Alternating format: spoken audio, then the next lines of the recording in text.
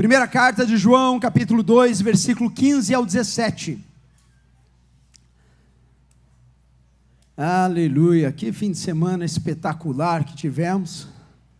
Teve até pastor abandonado no meio da mata. Eu conto essa história depois. 1 João, capítulo 2, versículo 15 ao 17, diz assim: Não amem o mundo, nem o que nele há. Se alguém ama o mundo, o amor do Pai não está nele. Pois tudo o que há no mundo, a cobiça da carne, a cobiça dos olhos e a ostentação dos bens, não provém do Pai, mas do mundo. O mundo e a sua cobiça passam, mas aquele que faz a vontade de Deus permanece para sempre. Amém. E a igreja diz? Amém. A palavra de oração. Pai, muito obrigado, Pai, por esse ajuntamento. Obrigado, Pai, porque somos igreja. Pai, reunidos no nome do nosso Senhor e Salvador Jesus Cristo. E eu peço a Ti, Pai, que o Senhor, Deus, aceite o nosso tempo aqui, Pai, como oferta agradável a Ti. Deus, que nos momentos que vamos ler a Tua palavra, repartir a Tua palavra, haja, Deus amado, além de palavras humanas, mas palavras dos céus aos nossos corações, e que nós possamos responder ao Senhor, Pai, do jeito que o Senhor quer que a gente responda. Eu oro em nome do Senhor Jesus, amém. E a igreja diz, amém. Pode se assentar, em nome de Jesus. Glória a Deus. A palavra, hoje, na verdade, o incentivo era encerrar com o tema do retiro. E o tema do retiro de jovens que tivemos esse final de semana foi... Não, irmãos, sinceramente, vamos falar com vontade dos jovens, os outros não sabem, você tem que contar para eles, vamos lá. Como é que é o tema dos jovens? Where are you going? Em outras palavras, traduzindo, né, que aqui a gente traduz as coisas, para onde você está indo? E eu penso assim, que aquilo que a gente precisa entender, ouvir, né, foi muito ministrado esse final de semana sobre a cruz, sobre Jesus, sobre a vida espiritual, sobre o que nós fazemos como igreja, o que nós jovens, quem é jovem diga amém, pela fé, aleluia. Então, nós nesse camp, nós trabalhamos muito essa ideia, e hoje nesse domingo eu quero fechar completando essa ideia. Por quê? Porque o tema da nossa mensagem de hoje é foco na eternidade. Coisas que foram faladas aqui no nossas canções, naquilo que a gente falou. E o texto aqui, de 1 João, ele nos dá uma pincelada maravilhosa sobre aquilo que nós devemos focar, aquilo que nós devemos viver, aquilo que nós devemos, como filhos de Deus, nós precisamos acertar as nossas lentes e focar nas coisas que precisamos ser focadas. Por quê? Porque a vida é um sopro. Uma coisa interessante, né, a esse tempo de ministério, é que hoje os que são casados e pais, ontem eram os jovens que estavam participando do retiro de jovens na igreja. E assim, eu conversando com alguns idosos de 25 anos, 26 anos, sabe aquela pessoa bem velha de 25, 26? E ele olha para assim, estou velho, pastor. Eu falei, você está velho nada, amigo. Você não sabe de nada ainda, né? Não, mas eu já me sinto velho, porque eu olho esses jovens de 17, né? Eu falei assim, você está meio acabadinho, mas calma, não é assim também, né? Porque o tempo assim, ó, passa rápido. O tempo voa, irmão. Você não sabe como voa o tempo.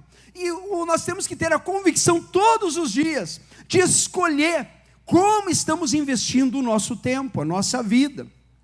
Como nós podemos ter escolhas que vão nos levar para uma vida abundante em Cristo. E isso é importante a gente, o mais cedo possível, entender. Ontem na ministração, o pastor que estava pregando ontem falou assim, você sabia que os discípulos, pelos estudos, a Bíblia não é clara, mas tudo indica, de acordo com os teólogos, que a maioria dos discípulos, quando começaram a sua vida, sabe qual era a faixa etária deles? Entre 17 e 20 anos. Daí você, não pastor, como é isso? Entre 17 e 20 anos. Eram jovens com força, com visão. E muitas vezes a gente olha para essa molecada e pensa assim, não, mas são criança ainda. Irmão, não são criança não, são tudo capacitados em Deus para tomar escolhas certas, para fazer o que é certo. Essa história de, ai, mas jovem é assim, irmão, jovem não é assim nem assado. Jovem, quando é convertido, é filho de Deus, escolhe o que é correto e vive no Espírito Santo de Deus. Quantos concordam, digam amém. E quanto mais cedo a gente escolhe, mais cedo a gente amadurece, mais cedo a gente tem convicção de fé, mais cedo a gente é cheio do Espírito Santo. Quantos cheios do Espírito Santo nós temos nessa manhã? Levanta a mão. Aleluia, essa palavra é para você. Lucas, capítulo 4, versículo 1 e 2. Jesus, início do ministério, o que ele faz? Ele vai até João Batista, é batizado nas águas, para dar exemplo para mim e para você, que nós devemos sim em obediência descer as águas do batismo. E o que acontece logo depois do batismo? Acontece isso que está aqui em Lucas 4, 1 e 2. Jesus, cheio do Espírito Santo, voltou do Jordão, onde ele foi batizado, e foi levado pelo Espírito ao deserto, onde, durante 40 dias, foi tentado pelo diabo. Não comeu nada durante esses dias, e ao fim deles, teve fome. Ô Jesus, quantas vezes se come por dia? Tem duas versões, né? O sem Monjaro e com Monjaro. Hã? Sem Monjaro. Ô pastor, 5 vezes no dia, almoço, café, janta, beliscando. Com Monjaro. Não estou com fome, está tranquilo, né? Passa o dia, passou, não tive fome. É o irmão Jairo que tem ajudado muita gente. Mas brincadeiras à parte, Jesus teve fome depois de 40 dias. 40 dias separado para o quê? Para o ministério, para aquilo que ele ia viver. Para o propósito de Deus tinha para a vida dele. Eu deixo falar para você, você tem um propósito de Deus para a sua vida. Deus tem um propósito de Deus para a sua vida. Quantos querem dizer amém?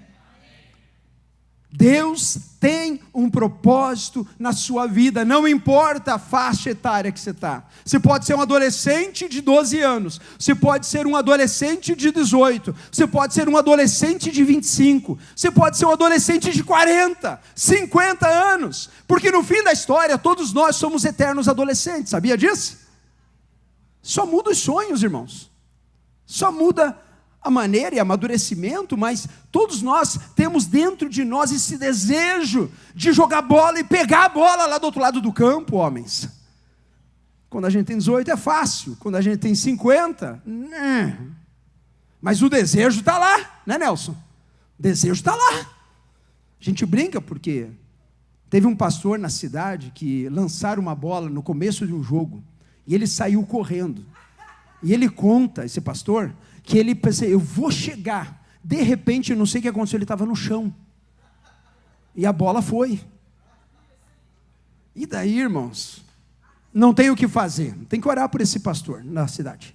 Enfim, depois que Jesus entra no deserto, Jesus passa por uma coisa muito famosa, que a gente vai aprender hoje, e vai tirar lições para a nossa vida. Por quê? Porque Jesus, ele foi o quê no deserto? Quantos sabem? Tentado no deserto.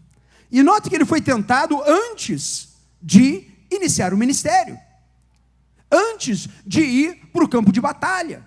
Ele é tentado antes de começar a aparecer publicamente, fazer milagres, falar sobre o reino dos céus. E a primeira tentação, que é o que? A tentação do pão, lá em Lucas, versículo 3 do capítulo 4, diz assim: o diabo lhe disse, lembra que a gente leu 1 e 2, não comeu nada durante esses dias e ao fim deles teve fome. O diabo lhe disse, se és filho de Deus, manda esta pedra transformar-se em pão. Primeira tentação de Jesus, o texto diz que ele teve o quê? Fome, fale fome. Fome, jovens, falem fome. Eu vou pegar bastante no pé deles, mandei sentar na frente. Por quê, pastor? Porque, irmãos, eu não sei eles, eu fui dormir às 2 da manhã ontem, sendo suporte, 2:30. E daí, irmãos, eu deixei eles lá. Então tem alguns aqui que quando eu entrei na porta, eu falei, como é que foi? 3 horas de sono. E daí eu falei, primeiro que dormir perde ponto, o Gabriel está lá, se eu falar, perdeu o ponto da equipe. Tudo pode mudar, gente, até o final desse culto. Então acordados aí, por favor. Participação e resposta, está valendo. Vamos lá. Jesus foi tentado porque ele teve o quê? Fome! Essa eu gosto desse povo, é muito animado. Teve fome. E o que nos ensina isso? Ele representa o desejo da nossa carne, sim. A gente olha para Jesus e ele teve fome, que era uma necessidade, o que? Natural. Mas Satanás não estava falando sobre comidas com Jesus. Olha, se você está com fome, manda essas pedras transformar-se em pão. Satanás, na verdade, estava desafiando Cristo para que ele tomasse uma atitude, que em outras palavras, era satisfazer a sua necessidade sem depender de Deus. Porque era só falar, torne essa pedra em pão, e tornaria o quê? Pão. Precisava orar ao Pai? Não. Ele tinha o poder. Satanás coloca Jesus numa situação aonde ele instiga, dentro da necessidade, a Jesus tomar uma atitude. Tomar uma atitude que não era a direção de Deus para a vida dele. Não era o propósito de Deus. Ele estava simplesmente colocando Jesus na parede. A tentação do pão, irmãos, é colocar a necessidade acima da obediência, a urgência acima da vontade de Deus, o prazer acima do propósito. Porque para servir a Jesus e cumprir o seu propósito, muitas vezes nós precisamos tomar uma posição daqueles que têm foco na eternidade. É a nossa briga de dízimos e oferta. Nossa, mas eu estou precisando, mas é obediência. Não é uma volatilidade, é voluntário, mas é uma decisão. Eu preciso obedecer a orar, a ler a palavra. Eu vou contra a minha necessidade básica. Isso pode aparecer assim, olha, não posso esperar mais, eu tenho que tomar uma ação. Ah, eu mereço isso, então eu vou fazer. O importante é ser feliz. Então eu vou tomar atitude e eu vou saciar minha fome. Em outras palavras, Satanás estava colocando Jesus na parede. Mas Jesus, ele responde de uma forma fantástica, porque ele diz assim, ó, está escrito. Jesus respondeu, nem só de pão, vamos falar junto, vamos ler junto isso? Nem só de pão. Deixa eu falar para você, existem necessidades maiores que o alimento físico. Existem necessidades muito maiores que o alimento físico. Isso nos lembra a história de Esaú, né, lá em Gênesis 25, quando ele vende a primogenitura dele por um pratinho de lentilhas. Ele estava com fome, ele viu aquele prato, ele fala assim, olha, quer saber? Eu vou deixar o meu direito ao seu primogênito para você, mas deixa eu saciar minha fome. E muitas vezes, irmãos, a gente no deserto, no meio da dificuldade, a gente é colocado a negociar as coisas que são eternas por aquelas que são passageiras. Nós começamos a negociar e começamos a tomar ações, por quê? Porque a minha necessidade é que importa. Jesus sabe todas as coisas. Sim, Jesus sabe todas as coisas. E Ele sabe que se eu no homem carnal começar a viver, dar alimento para o meu homem carnal e começar a fazer os meus desejos da carne, eu vou fechar a voz do Espírito.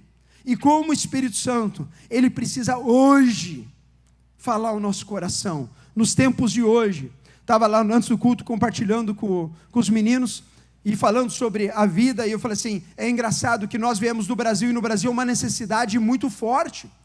Na maioria da população, irmão, se não é Deus abençoar, não tem o que fazer, sim ou não?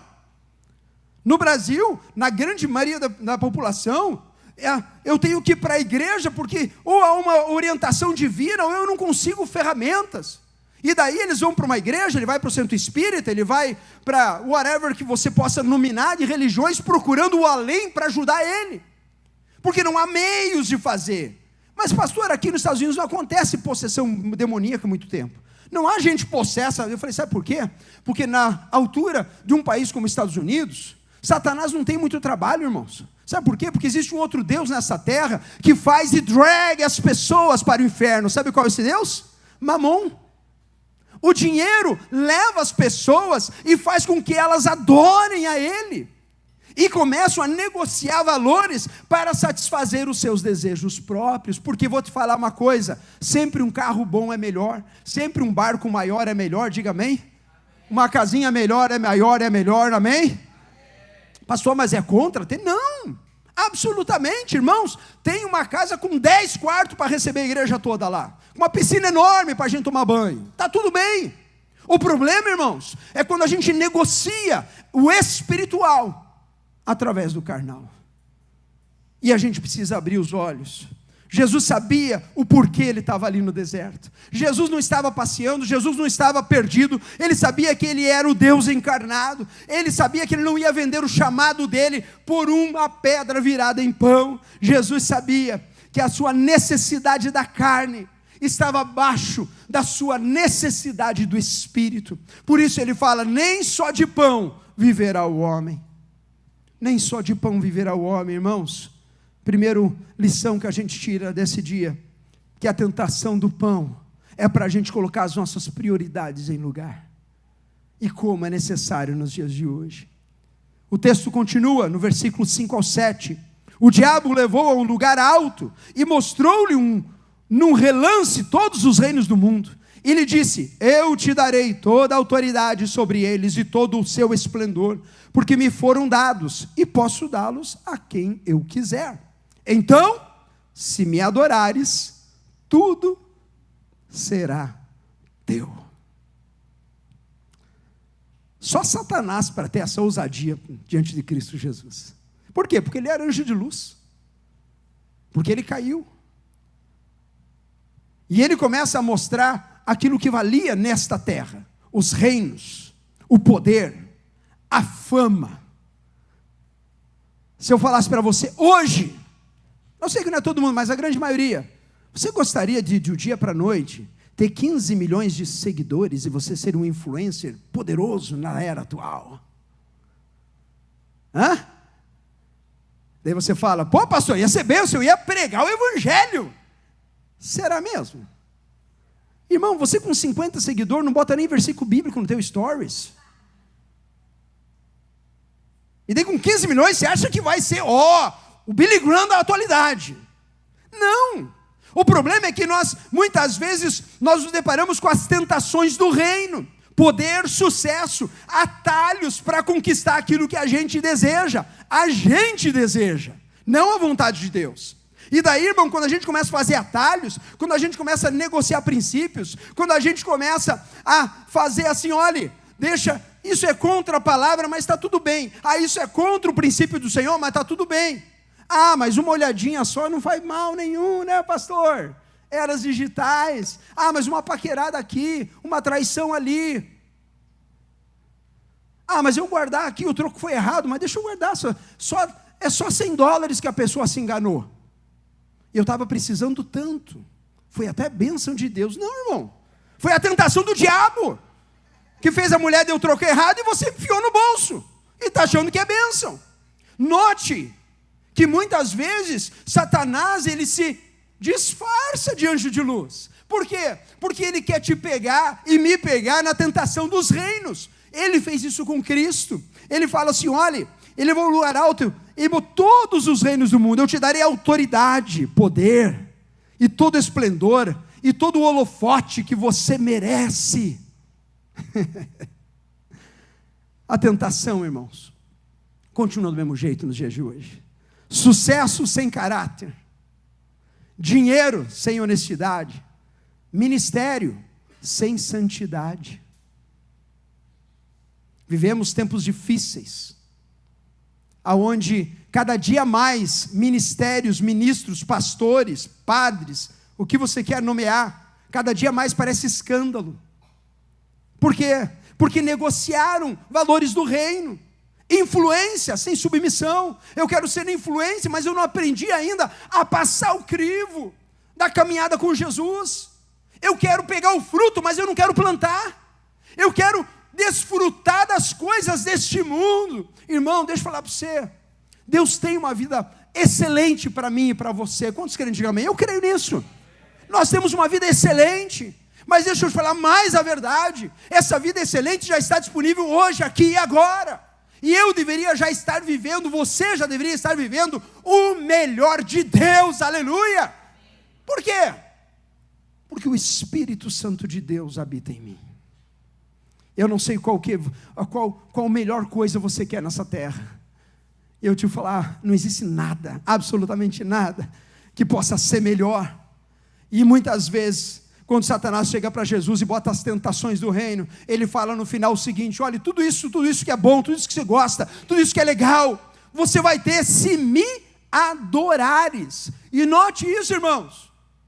Sabe uma característica de deuses, dos deuses, em geral? Todos eles exigem adoração. Todos eles exigem sacrifício. O corpo perfeito exige o quê? Sacrifício, sim ou não? Ginástica de manhã, de tarde e de noite. Eu não venho no culto, mas na ginástica eu não perco uma. Porque já viu. Eu não venho na reunião, mas o futebol, inegociável, porque eu tenho um projeto. E está tudo bem ter projeto, mas eu preciso, irmãos, eu quero que você entenda muito bem isso. Nós não precisamos e não podemos nos dobrar aos deuses deste mundo.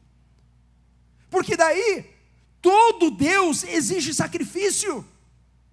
Todo Deus exige algo. E nós precisamos entender que o nosso Deus já pagou o preço na cruz do Calvário, nos amou, pagou o sacrifício que era devido a nós, para que nós tenhamos vida e vida em abundância, aleluia. Quando eu entendo isso, quando eu enxergo Jesus, quando eu entendo isso na minha vida, irmãos, você não vai deixar de fazer ginástica, você não vai deixar de ir no futebol, você não vai deixar de andar de moto, você não vai deixar de usar peptídeo, você não vai deixar de fazer nada, irmão. Até o irmão Jairo entra, está tudo bem, está tudo jóia. O problema nunca foi o exterior, entenda, o problema é aqui, no nosso coração. O problema é quando o nosso coração corrompe, quando agora eu negocio fácil as coisas do espirituais por prazeres desta terra, pelos holofotes dessa terra. Nunca procure atalho, nunca negocie caráter, nunca negocie a verdade, nunca negocie a santidade, nunca negocie os valores eternos do Pai na sua vida, a nome de Jesus, porque os fins não justificam os meios. Sabia disso? Os fins não justificam o meio. Pastor, mas é uma boa causa, então eu vou mentir. Está errado. Pastor, mas é uma boa causa, então eu vou enganar. Eu vou aqui guardar um dinheiro no caixa 3, que o 2 já ficou velho, né? Mas agora é o 3. Caixa 3 e 4. Está errado?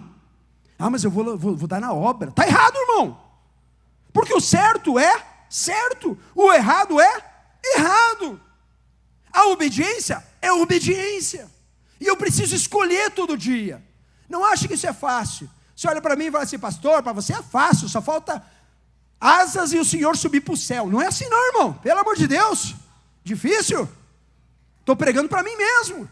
Todo dia eu tenho que me lembrar disso. Todo dia eu tenho que colocar a minha vida. Todo dia eu tenho que checar o meu coração. Por quê? Quem adora o poder, o dinheiro, o ministério, a influência, sabe o que acontece? Perde a Deus. Ou se perde de Deus. Mas quem adora a Deus, aleluia, recebe o reino em tempo certo.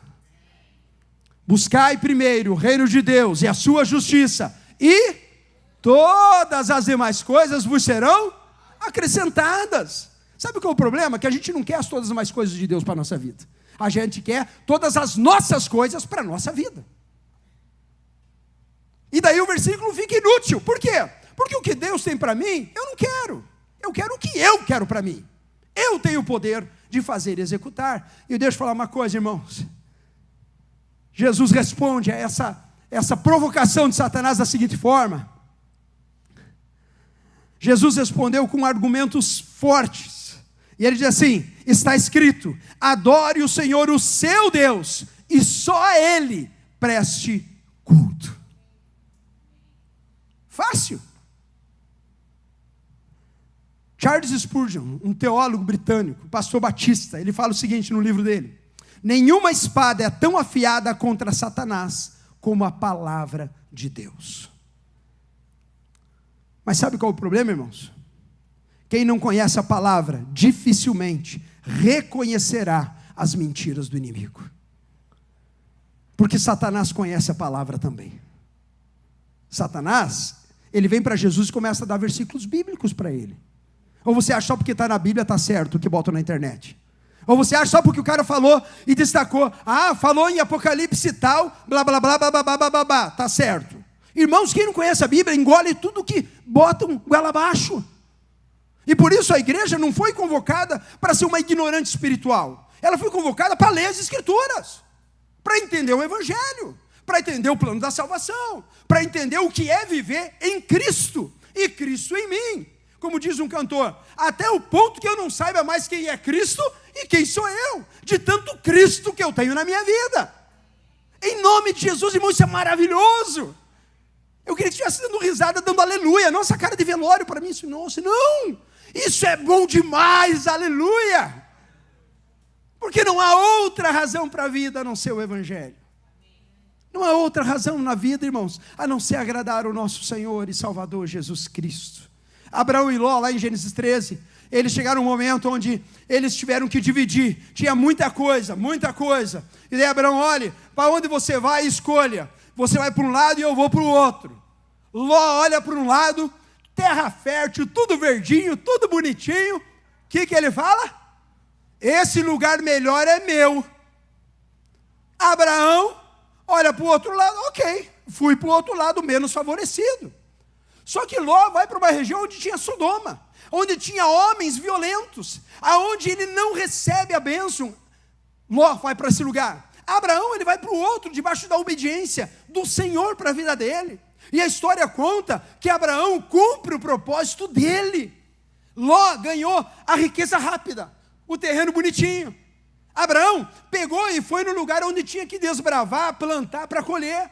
O que acontece, a história nos mostra que Ló ganhou o terreno bom, mas perdeu sua família. Abraão herdou a promessa, porque Isaac nasce e a descendência de Cristo estava garantida. Não negocie, irmãos, não negocie em nome de Jesus, porque aquilo que não vemos é eterno.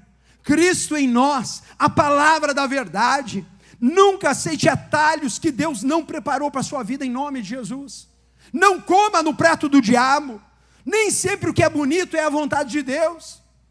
Viu, meninas e meninos? Nem sempre o mais bonito é a vontade de Deus. Eles estão tentando pensar ainda, calma, irmãos. O que ele quis dizer com isso mesmo? Que às vezes não é o príncipe encantado por fora que Deus tem para você, mas é o homem de Deus interno que Deus está preparando. Porque o grande valor, irmãos, não está no exterior, mas está no interior da nossa vida. O grande valor, irmãos, está nos nossos princípios, valores, como nós conduzimos a nossa vida, como nós não negociamos as coisas de Deus, como nós priorizamos a vontade do Pai. E isso é tão forte porque, a princípio, a gente olha o quê? O terreno bonito. A princípio, a gente olha o mais forte, o mais healthy, o que chama atenção aos olhos. Mas Deus não olha o exterior, Deus olha o coração. E em nome de Jesus eu quero que você hoje receba essa palavra. Faça o que Cristo fez na tentação. Adore ao Senhor o seu Deus e só a Ele preste culto. Aquilo que me traz perto de Deus eu quero. Aquilo que me afasta e me tira do caminho, I'm sorry, thank you very much, see you next time. Porque os princípios, irmãos, já eu digo, quantos conhecem barco aqui? Já viram barco? Ninguém viu barco aqui, irmãos? O barco tem um negocinho chamado lá atrás, que é? Um leme. Sabe o que é um leme? É um negocinho lá atrás do barco, daquele navio grande, que ele faz assim e faz assim. Tá, para você acordar, levanta sua mão, assim, por gentileza, só uma dinâmica.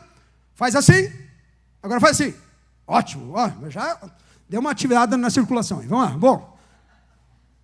Irmãos, leme pequenininho, e a palavra diz assim, que um leme tão pequenininho, ele compara isso com a língua, ele muda o trajeto final do navio. Então uma decisão pequenininha aqui, que parece inofensiva, ela tira o meu propósito de Cristo, me transforma e eu estou olhando Jesus, mas eu estou indo para longe. Eu estou olhando Jesus, mas ele está à vista. Daqui a pouco, irmãos, pisca o olho e você está adorando outros deuses, e Jesus sabia disso. Por isso, na tentação, nós precisamos aprender. Para acabar a terceira tentação, o que acontece em Lucas 4, 9 a 11? O diabo o levou a Jerusalém, colocou-o na parte mais alta do templo, no pináculo, e disse: se és filho de Deus. Olha, é bom, hein, irmão? Vamos lá. Joga-se daqui. Satanás também, né? Não tem limites, vamos falar a verdade.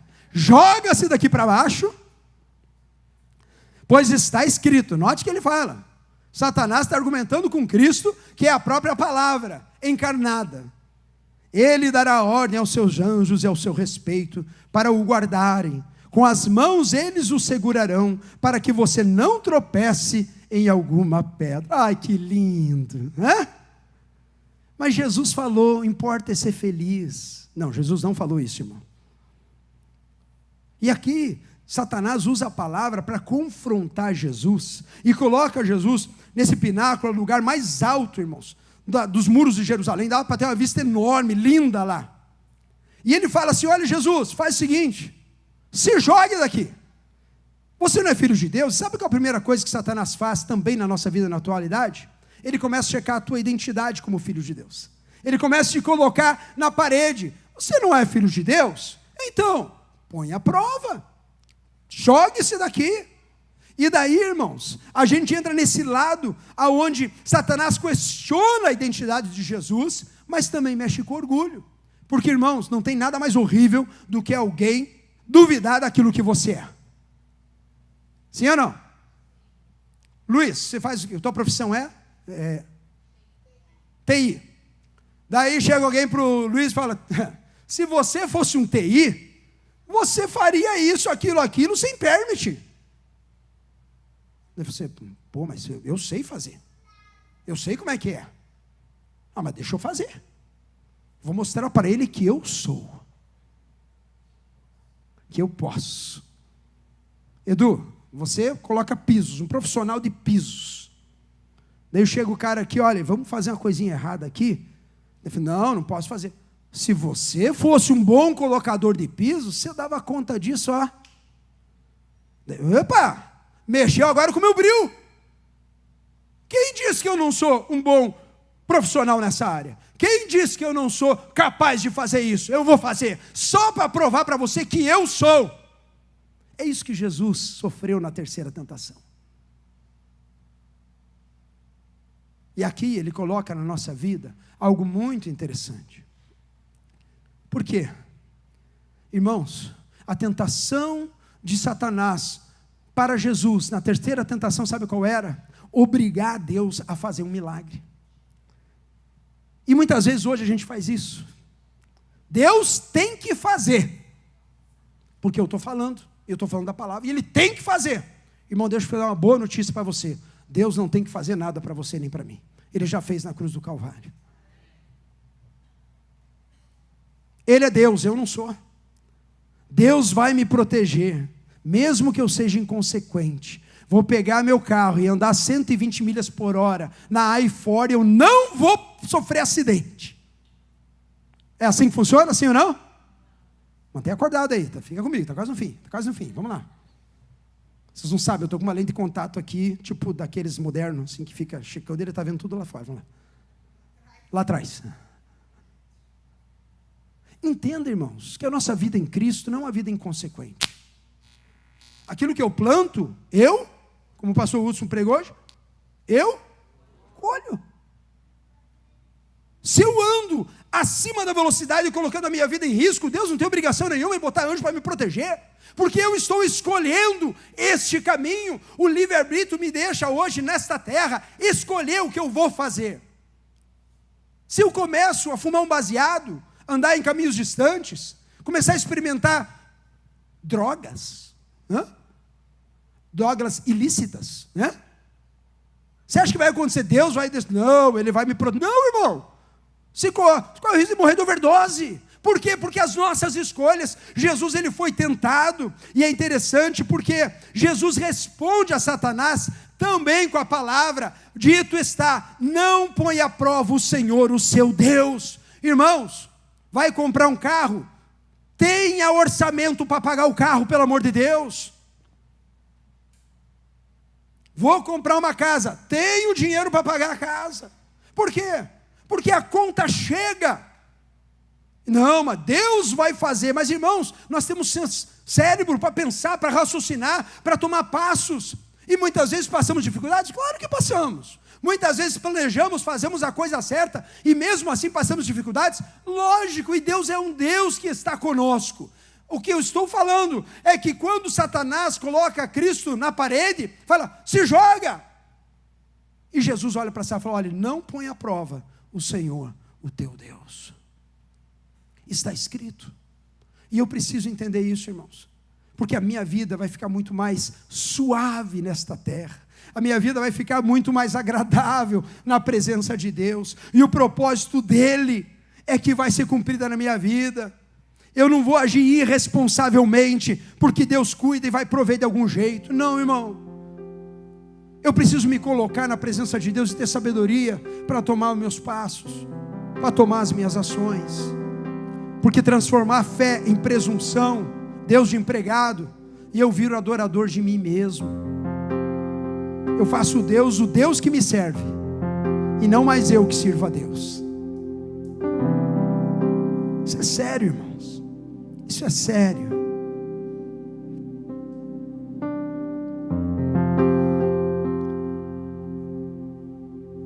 Primeira Samuel 13 conta a história de Saul, um rei que perdeu o reinado. E chegou o momento da história, para contextualizar, ele chega de encontro os filisteus, e a ordem era esperar o profeta para fazer o holocausto, para ouvir a direção de Deus e daí avançar na guerra. Só que acontece o seguinte, o profeta demorou para chegar. Saul, que era rei, ele está ali, a pressão foi grande, os soldados começaram a dormir, que nem uns estão aqui na frente, dormindo, quase tentando forte para ficar acordado. De repente ele falou assim, cansei de esperar, bota a oferta aí que eu mesmo vou fazer esse sacrifício, e Deus vai me dar a direção, e eu vou fazer por mim mesmo. Saul tinha autoridade como rei, mas a obediência era esperar o profeta. A história conta que assim que ele faz o holocausto, Samuel chega. E daí Saul vem para Samuel e fala assim, olha, eu adiantei o processo. A pressão está grande. Eu sei que Deus falou para fazer assim, mas eu fiz assado, porque sabe como é que é a pressão, e eu não pude resistir, então eu fiz a oferta. Naquela cena, se você for ler depois, Samuel chega e repreende Saul e fala assim, olha, não era a tua função fazer isso, você se precipitou. Saiba que o Espírito do Deus eterno não está mais com você, ele já ungiu outro. Irmãos, nós somos convocados no dia de hoje para não negociar em inúmeras fases. Saul perdeu o reino, perdeu a unção, perdeu a mão. E nós, eu e você, precisamos terminar bem, irmãos, como igreja, terminar bem como povo de Deus, como homens e mulheres que não se dobram às tentações do mundo. Tozer fala o seguinte, o teólogo fala, o homem que tem Deus como seu tesouro, possui todas as coisas em um só. Porque aonde estiver o teu tesouro, ali estará o seu. E aonde está o teu coração nessa manhã, meu irmão? Jovem que está aqui, independente da idade. Aonde está o teu coração? Porque, irmãos, é uma briga diária. É a minha briga diária. É a tua briga diária. Paulo fala que nosso espírito batalha com a carne, e é uma batalha até Jesus nos levar, até o Senhor arrebentar a igreja. Todos os dias eu preciso me alimentar mais do espírito, para que o meu homem interior seja gigante, e o meu homem exterior morra cada dia. Jesus falou assim, quem quer seguir, quem quer me seguir, faz o que, irmão? Quem sabe? Pegue a sua. Deixa eu perguntar para você, cruz é para quê? Para quem que é cruz? Alguém pegava a cruz só para ficar passeando em Jerusalém na época? O que você acha?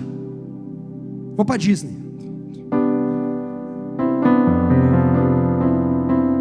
Não, para Clearwater hoje. Irmãos, pegar a cruz quer dizer o quê? Morra todos os dias para você.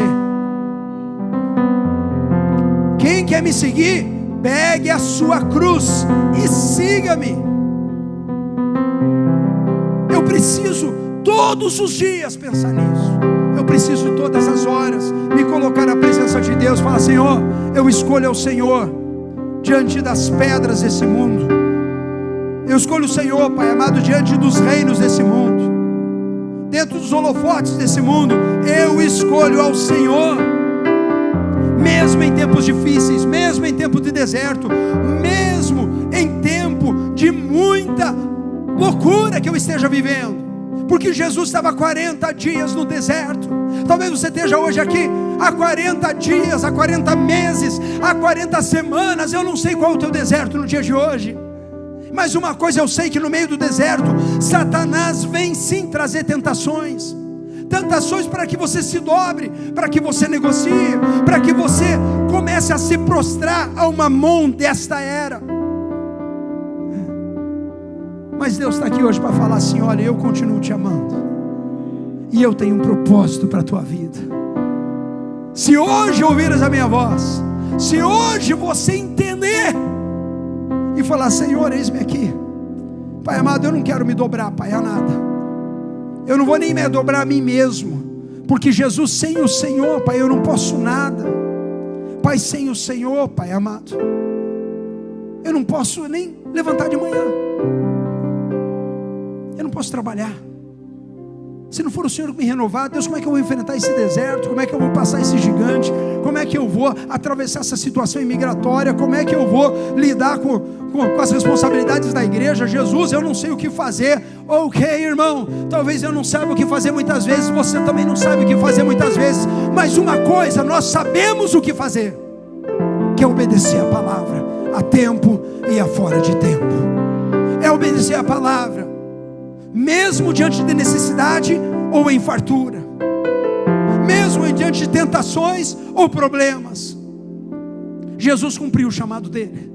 Ele saiu do deserto, ele fez o ministério por 3 anos, ele morreu numa cruz, e ao terceiro dia ele ressuscitou, vencendo a morte, garantindo a vitória, nos dando vida eterna. Aleluia.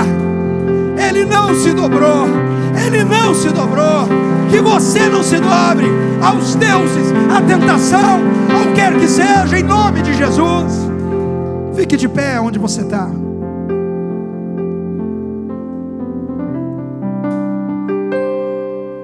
Feche seus olhos, abaixe sua cabeça.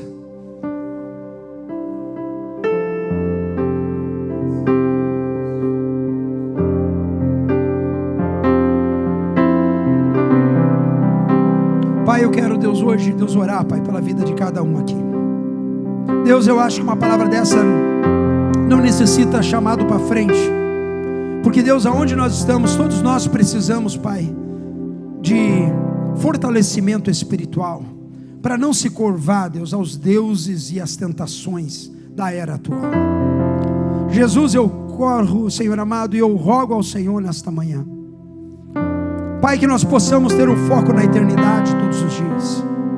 Pai, que essas armadilhas do diabo, elas não consumam a vida de nenhum de nós. Pai, que as tentações que aparecem na frente, elas sejam rejeitadas em nome de Jesus. Pai, abençoa, Deus, a vida desses jovens, Pai, que voltaram, Deus, e aqueles que estão aqui. Deus amado, que o Senhor esteja fortalecendo os jovens, Pai, uma geração, Deus, aonde pode sim causar, Deus, um reboliço nesse mundo, na pregação do Teu Evangelho, Pai amado, no foco que é Cristo, Deus amado. Pai, seguros estamos nos Teus braços, Senhor amado. Pai, nós queremos, Deus, nos prostrar diante do Senhor.